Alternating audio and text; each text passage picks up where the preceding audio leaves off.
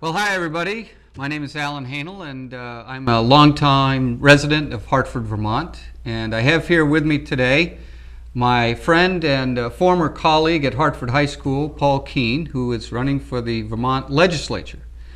We've been discussing what we should call this program. It's the first in a series that I expect will last one episode, unless Paul calls me and convinces me that we need to do another. But this is sort of the nature of Paul's campaign, and we'll talk more about that later. But as I said, Paul was my colleague for 18 years at Hartford High School, where I was a teacher, and Paul will talk a little bit about his career. Don't you want to get a name for this show? I would love to get a name for the show and for Paul's campaign. Paul was inspired by the Spread Fred campaign. Those of you may be familiar with that from years ago. We're not sure. There was one suggestion, Sprawl Paul, which creates an odd image in my head, so I'm not particularly keen on that one. Keane. Pretty good. Paul Keane on that one. And be sure you spell it with an A or you don't get my Facebook page. Right. My Facebook page, by the way, is, and my blog and everything else is PKvermonter. Just go to PKvermonter. You got that in early. PKvermonter. We worried that it's all the free social media. Free. Right. It's free. So, as is usual with Paul, he has inserted himself very quickly into this, and so I'm going to turn the time over to him. That the whole point of this is that, as I think I mentioned, Paul is running for Vermont legislature. He is retired from teaching, and that's kind of a bittersweet thing for many people to hear.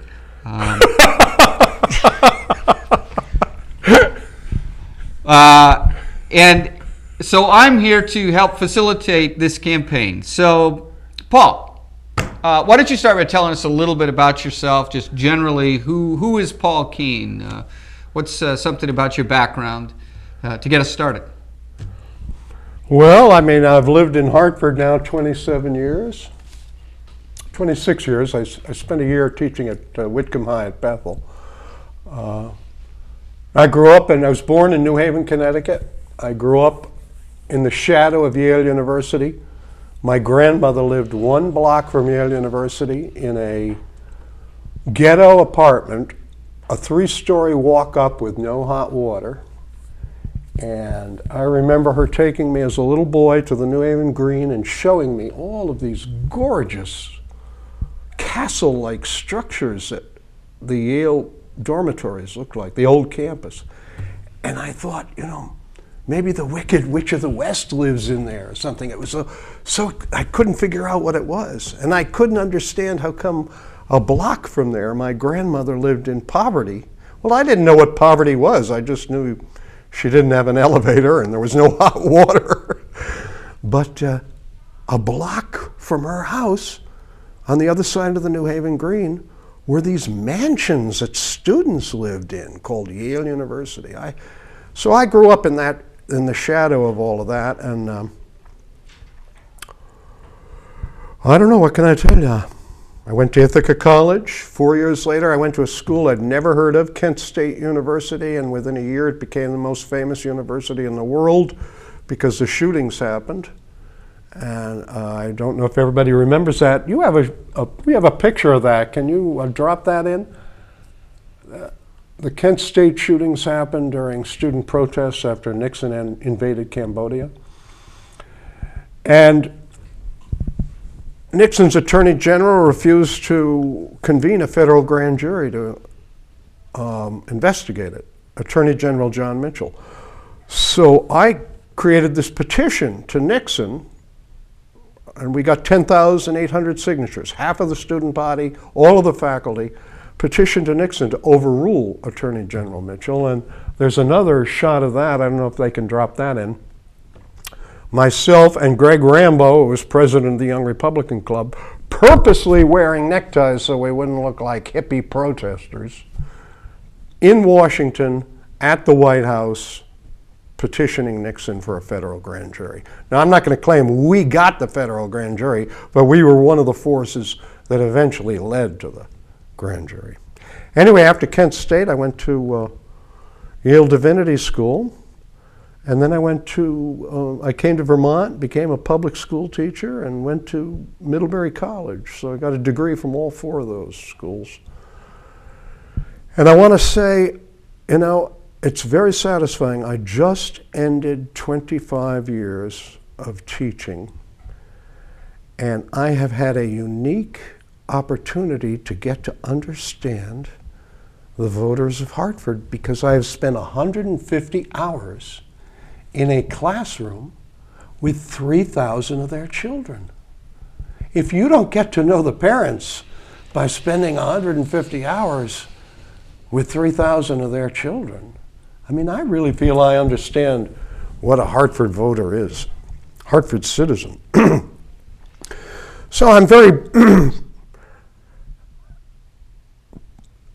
I'm pleased to be a candidate for the Vermont legislature, but I'm not running. I'm standing still. I'm not lifting a finger. I'm not shaking a hand. I'm not kissing a baby. I'm not spending a nickel. Although that's not exactly true, because I spent $6.05 to send the petitions in, and $11.30 for a spacesuit that I'll show you later. But I'm not spending a nickel, and I'm not criticizing other candidates. This is a vacancy. I never would have done this if Chuck Bohai hadn't said, I'm retiring, I'm not going to run again. The fact that it's a vacancy makes it, I couldn't play politics. I don't know how to play politics. I'm way too blunt to play politics. But the fact that it's a vacancy makes it possible for me to put my name in, use social media. If people want me to serve them in the closing years of my life, I'll be 68 next January when the legislature meets. If they want me to serve them in the closing years of my life, I'll be happy to do it. But I'm not begging, and I'm not twisting arms, and I'm not paying, and I'm not asking for money. Well, I just want to say on behalf of all of the babies you're not kissing, thank you. Probably a good move. They love my beard. As a recent grandfather, I can attest that that's probably not true. But anyway, so Paul, what are some of the major issues affecting Vermont that you hope to be able to address as a Vermont legislator? Well, address is the right word, because I don't see myself as creating legislation and persuading people to support it and changing the world. I see myself as standing up and speaking out. Two things that bother me very much are the federal government getting its nose into public education and messing the whole thing up, as they did for the last 10 years with No Child Left Behind, and as they seem determined to do now with the core curriculum. And the other thing I'm concerned about, and I was just watching a fascinating program today on public TV about it, is nuclear power and Vermont Yankee Fukushima. In fact, I have a little video about that. Could we watch that? One of my campaign videos. Hi, I'm Paul Keane, independent, running for the House of Representatives in Vermont. Actually, I'm not standing still. I'm not lifting a finger. And this is my dog Nemo, famous from the last YouTube video, the Pooper Scooper video. But what I want to show you now is the view. Straight out here is 50 miles of mountains into New Hampshire. 80 miles down the road,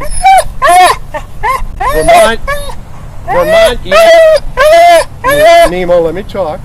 Vermont Yankee Fukushima. Vermont Yankee nuclear power plant, and that's why I'm wearing this suit. But if there is a severe nuclear accident in Vernon, Vermont, the 100 miles above it, including Dartmouth College, including all of my 3,000 students' homes, for 50 to 100 years, the land will be uninhabitable.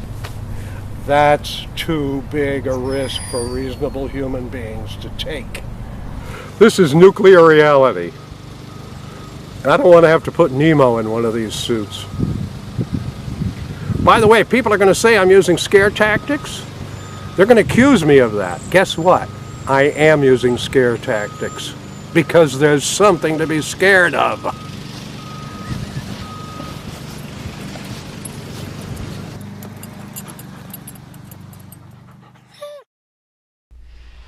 Well, in the name of full disclosure, I just want to say that my son filmed Paul doing that video and edited it and so on, and also did Paul's first video that kind of introduced his campaign, which I think we can take a look at that later on.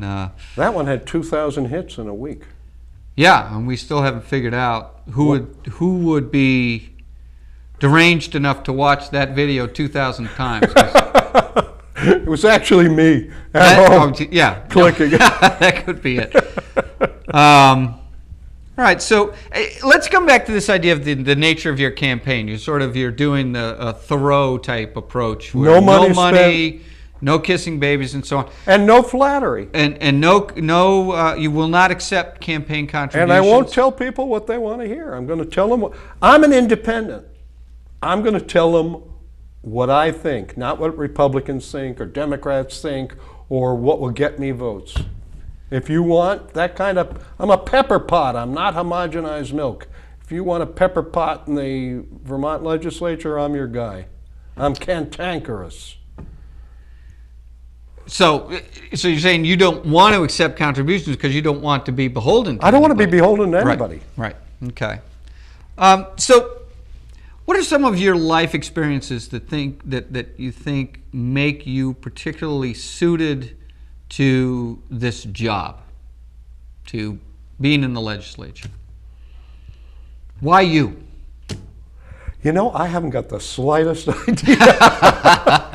All I know is that when I saw Chuck Bohai on TV, on CATV here, at the town meeting, get up and say, my doctor and I have decided that it would be best if I not run for the legislature again. A bolt of lightning went through my head and I said, I could do that job. It was just like that. I never intended ever to do this. And the minute that bolt of lightning struck me, from that moment on, I said, I'm going to try. What the heck have I got to lose? Well, I will knowing you as I have, I would suggest that there's one factor that may come into, why you are suited for this or why you are attracted to trying it is just your sort of cantankerous theatrical nature.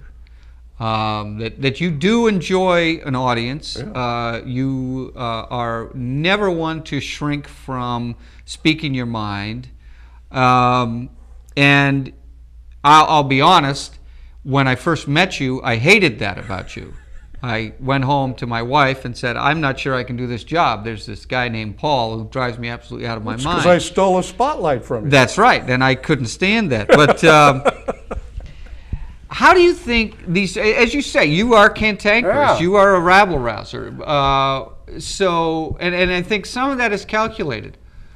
Why? Why do you take that approach to things? What aren't you sick of all these namby-pamby pleasant people on television? I hate pleasant people. Who are telling you what you want to hear so you'll buy their product or vote for their cause.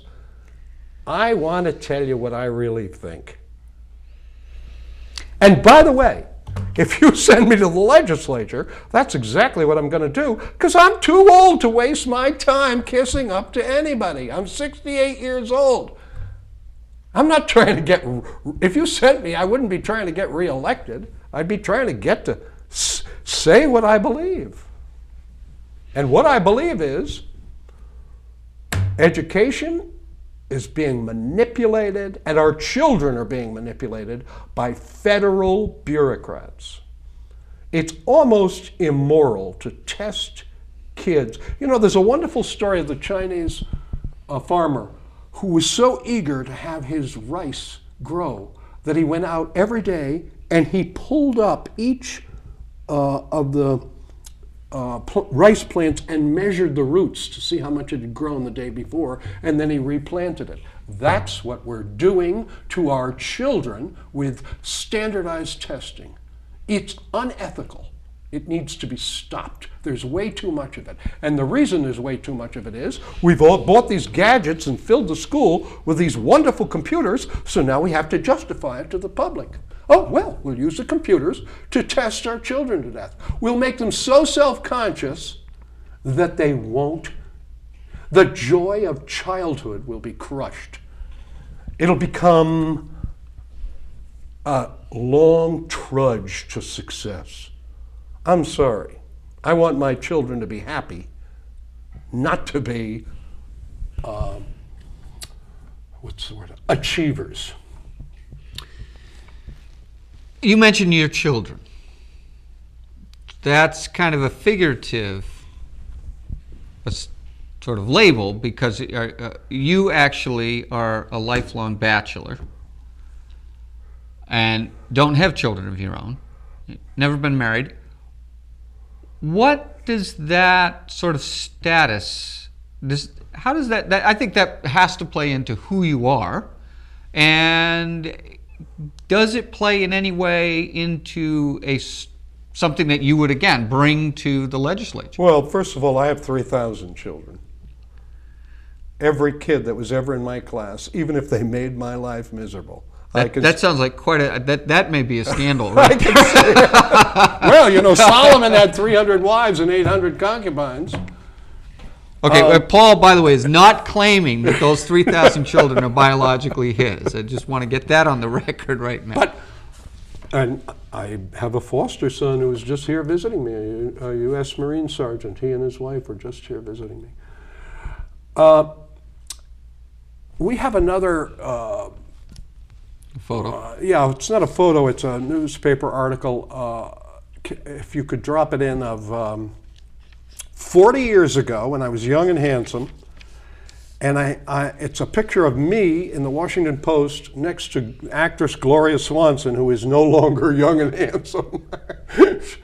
And Vivian Kellums, a Connecticut businesswoman, and we were all testifying before the House Ways and Means Committee in Washington, Wilbur Mills Ways and Means Committee, about the unfairness of married couples getting a tax deduction and single people not getting a tax deduction, so that they had to pay more than married couples. This business of being single has been on my radar for 40 years. Here's the proof of it. I don't know if the picture's up. But the other thing is, being single, I had to figure out quickly that if anything was going to get done in my house, I had to do it. It wasn't going to be shared with anybody else. If it was going to get done, it had to be done by me. And I better have backups for everything. 2 cars, 2 microwaves, 2 lawnmowers, because if something went, there wasn't somebody else to help put it back together.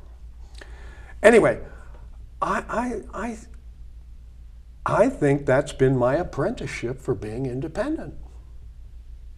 Living alone my entire life, and I have lived alone since I was 19 years old, has made me independent. I thought at one point, and I used to joke about this, well, I have no skills at compromising because I have never had to compromise with anybody on a daily basis like a married couple would. But that's not true, because if you have 100 students, you compromise 100 times a day, every day of your life. So I have a lot of skill with compromising. But in terms of getting things done, it was very clear to me very early that if it was going to be done, I had to do it. That petition for a federal grand jury at Kent State, 10,800 signatures, nobody else suggested that. That was my idea. So I think one of your sort of hallmarks is your bombastic approach to things. I mean, you enjoy being theatrical, but you do it not just for your enjoyment, but I think that there's sort of an impatience with being politically correct, and you're saying, look, I have something to say, I'm going to say it. Now, some people would say, we don't need someone in the legislature who's going to stand up and yell about things. I'm not going to yell. And, well, I think your natural I'm gonna speaking voice pontificate. is fairly loud, but who's going to stand up and be just inflexible? Can you give me an example of a time when you have taken a stance and you've been very, very firm about it and outspoken about it, as you tend to be, but then having learned more, you changed your mind? Now, I understand you're talking about day-to-day compromise in the classroom, and I understand that, but can you think of a major issue where you've come out fully ready to endorse one opinion and then learn more and said, no, I've got another idea now. I have to change my mind given the facts? Because to me, that's a key proponent or a key element of an intelligent person, that they're able to change their minds if a new set of facts arises. So you don't think pig-headedness is a virtue? No, I do not think pig-headedness is a virtue. I've always admired your outspokenness, but I don't find you to be inflexible. Well, let me tell you, here's a good one that I actually had to confront this morning in a little debate with a friend of mine I've had since high school. Gun control. I have been almost biased against weapons ever since I saw M16s tear apart the body organs of 4 students at Kent State. When the bullets hit Allison Krauss, from the bullets, apparently the way I don't know much about weapons, but from that type of rifle, when they hit their target, they separate. They tore apart every organ in her body. She had no chance of living. She died in the arms of her boyfriend in the parking lot in Kent State. So I have been biased against weapons. I used to give an apartment in my home as a kind of scholarship to Dartmouth students, like free, and just to pay back all the people who had helped me when I was going to college. And one Dartmouth student was captain of the rifle team, and he wanted to bring his rifles onto my property. He said he'd keep them in a locked box. And I said, no, I told him the story I just told you about Kent State, and I said, I'm just philosophically opposed to having weapons on my property. Well, since then, my own high school students have shown me how much pleasure they get out of hunting. One of my students, a girl, has one of those things in the tree. What's it called? A stand. A stand in a tree. And she hunts deer. She got a 9-pointer or 8, I don't know how many points. And I have had to rethink, maybe my bias from Kent State is a form of post-traumatic stress syndrome. Maybe I am just blind to the value that guns have for some people. I have had to rethink that. But for years I didn't want to see guns. I certainly didn't want them on my property. I was terrified of what I had seen them do. So that's an issue. It's not that I was a crusader against guns, but it was a very firmly held bias of mine, which I've had to change. Mm-hmm. And I have to tell you, and this is the wonderful thing about being a high school teacher, as you well know, my own students taught me. They taught me that. I didn't teach them. Any good teacher knows that it's the students who are the teacher. They are always teaching you. They taught you how to rap as well at one time. The Moby Dick rap. Moby Dick rap. I don't know if that's available. We don't have anywhere. that picture. No, maybe just as well. So you refer to your students often, and I know that you have put a lot of stock in the lessons that literature have to teach us. So what is the one work of literature that you wish everyone in the Vermont legislature would read or reread, and why? Well, I wouldn't have them read it because it's too confusing with the flashbacks and the stage directions. I'd have them watch it, the Dustin Hoffman version of Death of a Salesman. And the reason I would have them watch it is the poignancy and the tragedy of selling your soul to the false god of money comes across beautifully in that play. And what Arthur Miller was saying is that our whole country at that time, when he wrote it in 1949, I think, was bowing down to the false god of money. And now, the same thing that happened to Willie Loman, the main character, he works 37 years. I would put 36 years into this company. Howard, he says to his young boss, he said his father had hired him. Howard's father had hired him. You can't eat the orange and throw the peel away. And Howard fires him. After 36 years, no respect, no loyalty, no devotion, nothing. He's just used up. He is. You can't eat the orange and throw the peel away. He is the orange. He has been devoured by the system. I would have all Vermont legislators watch that video. And not the new one, the one with Dustin Hoffman, 1987. And I show it to my kids, but I don't think they're too young to appreciate the sadness of that. They have to get older and experience how unfair life can be and how tempted you are in life to sell your soul to the god of money, especially in our culture, or materialism.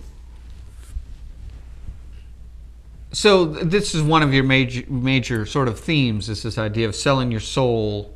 And you've talked about how in education you're afraid we are selling our soul to the sort of false gods of standardized testing.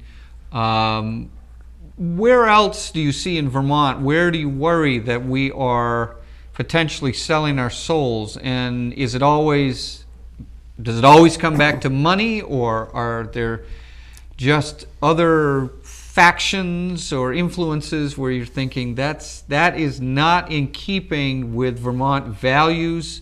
And why should we care? What if Vermont values are in a state of flux? They're simply changing. It's progress.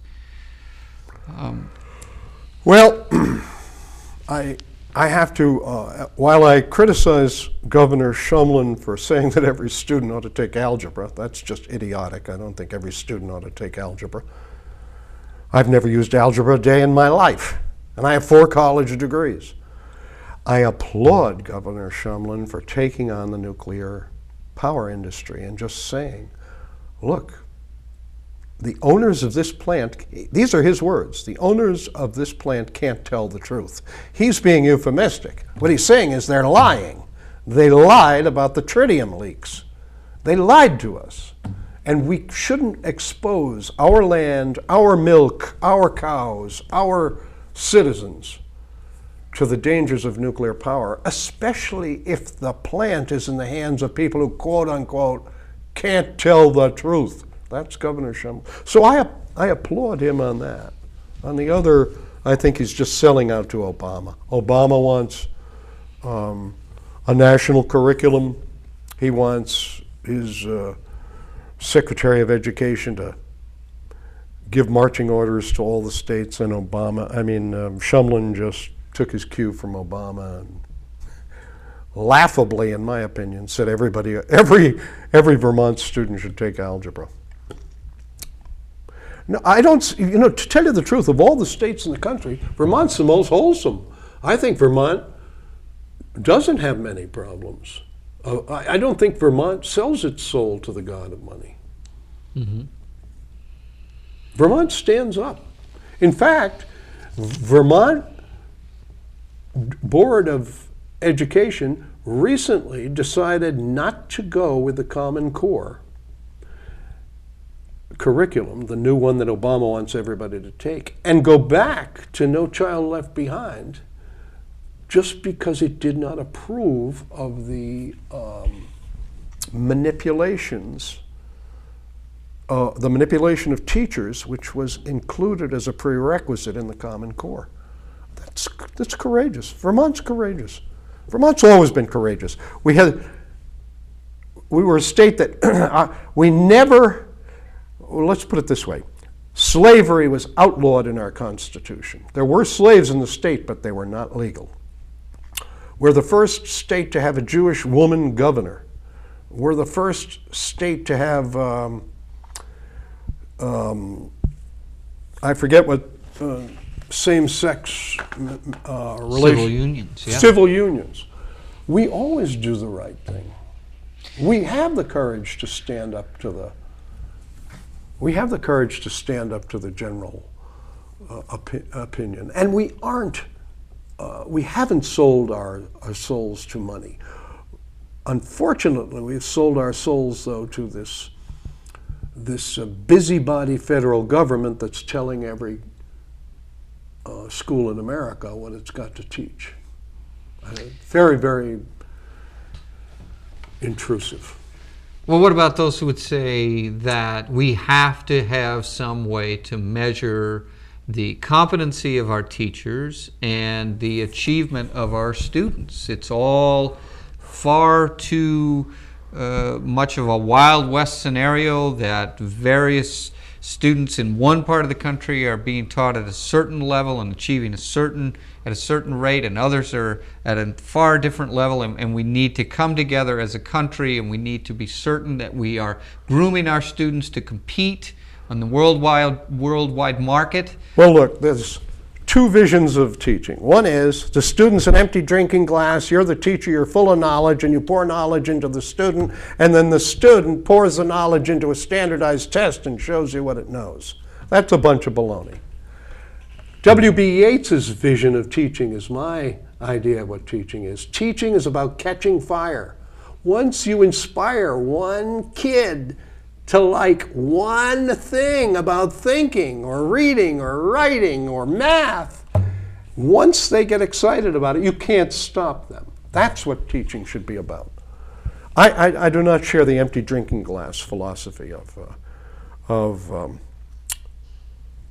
education. And the other thing is, until 15 years ago, you know, the theory is, oh, America has slipped. We used to be #1 in education. Now we're 47th in reading and writing and reading and math. Oh, woe is me. Well, until 15 years ago, we never measured the other countries in the country. We were first because there was nobody else measured. It's just in the last 15 years that we've had this measurement. We've probably always been 47th. And who cares? We're the country that produced Bill Gates and Steve Jobs, and in Vermont alone, Elisha Otis Elevator, John Deere Tractor,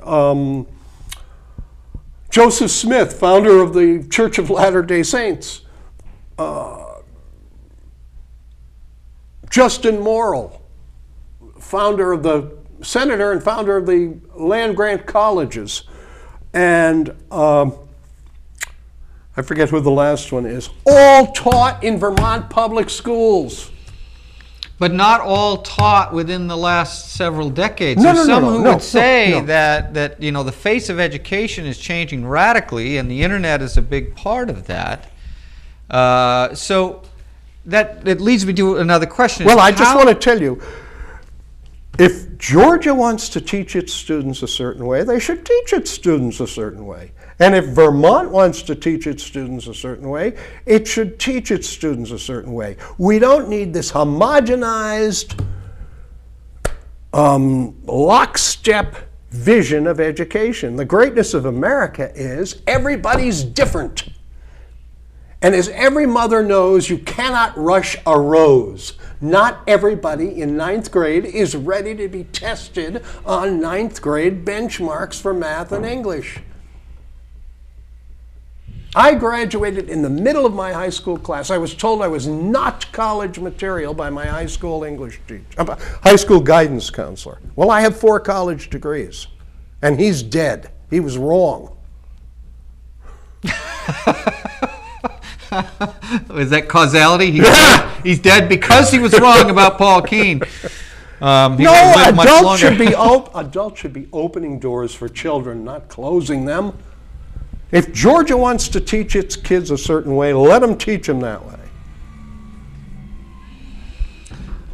All right. Well, I think we're pretty clear on your views on education. I'm just. Do you have other issues in particular where you feel like? Well, actually, why don't we take just a moment and look at the first video? Yeah.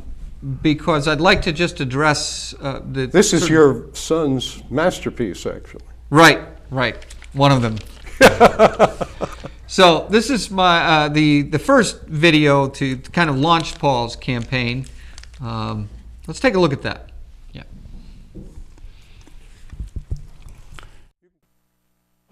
Hi, I'm Paul Keane, and I'm running as an independent for the Vermont legislature from Hartford, Vermont. And this is my dog Nemo. Nemo, say hi. Come on, baby, say hi. Yeah, good boy. My candidacy is a little odd because I'm not spending any money, and I'm not accepting any donations, and I'm not creating any posters. The whole challenge is to see if an ordinary citizen can get elected using social media. But it isn't that I have been a teacher for 25 years. It isn't that I have 4 college degrees, one of them from a Vermont college, Middlebury. This is what really qualifies me. Come here, Nemo, let's show people. This is my parents' super duper pooper scooper, which we use to clean up Nemo's kennel. I've had it 50 years. I got it when I was 17 years old. And I've used it on 4 of their dogs, King 2, Westy, Shawnee, and 4 of my own dogs, Oriole, Trotter, Basil, and Nemo now. In other words, I'm an expert at cleaning up you-know-what. And unfortunately, a lot of you-know-what is coming out of Washington and getting dumped on Montpelier today. Here's my qualification for the Vermont legislature. I know how to spot it, and I know how to clean it up. And you know what I'm talking about. I'm not saying the word.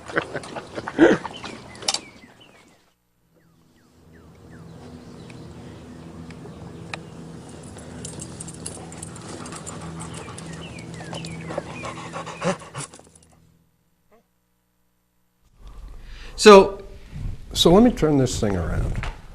Yeah. If you Google this, PKvermonter, One word.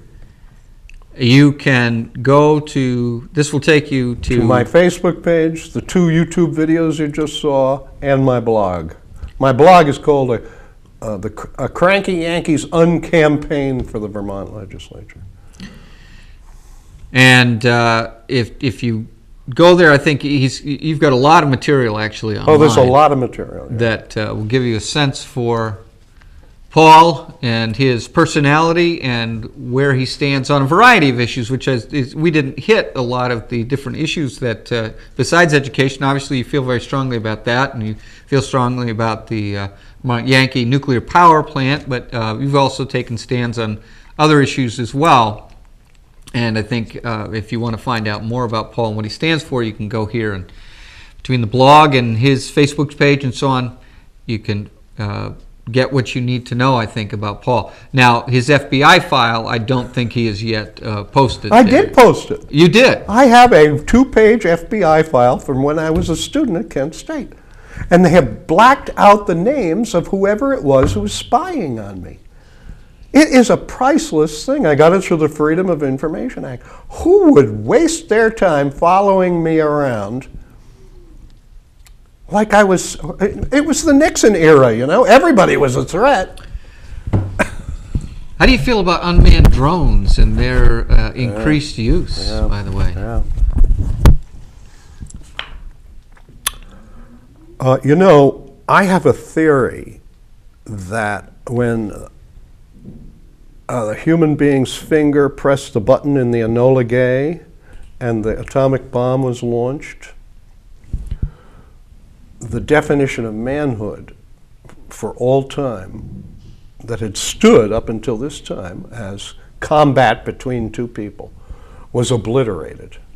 Because that finger could have been a baby's finger, a monkey's finger,